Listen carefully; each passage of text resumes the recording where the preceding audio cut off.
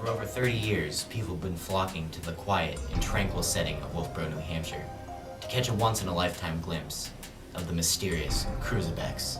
So what is the Kruizabex? We spoke with several native Wolfboroites about their encounters with the mysterious creature. Well, surprisingly enough, it was only about this big. It wasn't that big at all.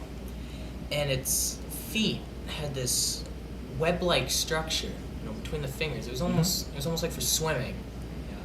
Yeah. And as it flew by me, it made this strange noise I've never heard before. It was like quack, quack, but it didn't echo. I know. Are you sure it wasn't a duck? No. Definitely was not a duck. This was definitely the Kruizabex. Are you sure it wasn't one of these? Ah, the Kruizabex!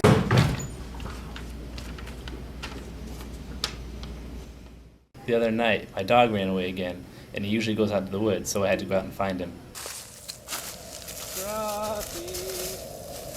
And as I was looking for him, I had this really eerie feeling, like it kind of goes the tingling that goes up the back of your neck.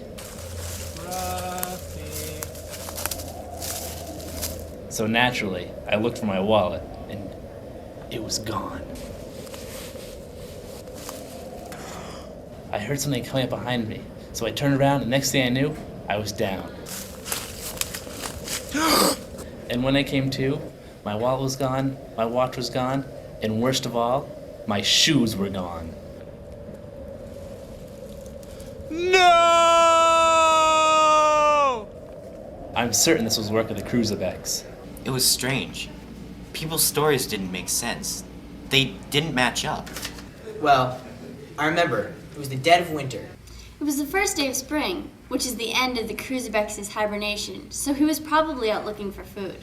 Well, it's common knowledge that the Kruizabex is nocturnal, so naturally it was very late at night. I didn't see him at first because it was so dark, I couldn't see a thing. There was bright, blinding light. And there he was, as clear as day. I saw him perfectly. He actually glows in the dark, so once my eyes adjusted to the brightness of it, I could actually see him quite clearly. His entire body was covered in dark fur, making him almost completely invisible. He heard me coming up behind him, and he turned around. He was so fast and graceful. He moved slowly, but he was powerful, I could tell. So he looked at me.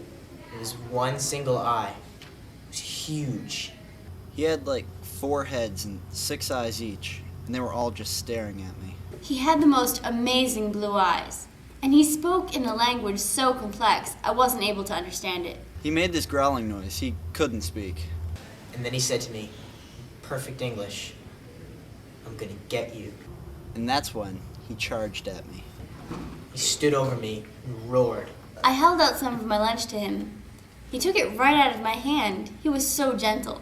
I tried to run, but I fell. Within seconds, he was just looming over me. I remember what I learned in Scouts, so I played dead.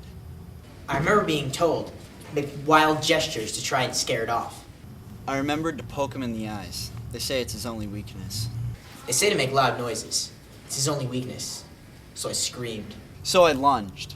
So I took his picture. It was all I could really do. I didn't want to interfere with his habitat. And then he ran. He ran. I guess I was just lucky. I guess I was lucky. Sadly, when I got home, I realized I forgot to put film in my camera. It's too bad, really. I wish people could see what a beautiful creature he is. We need to leave that beast alone. People need to stay out of these woods. As I said before, the results didn't match up. We had each of the witnesses draw a picture of exactly what they saw. When we digitally combined them, the results were shocking.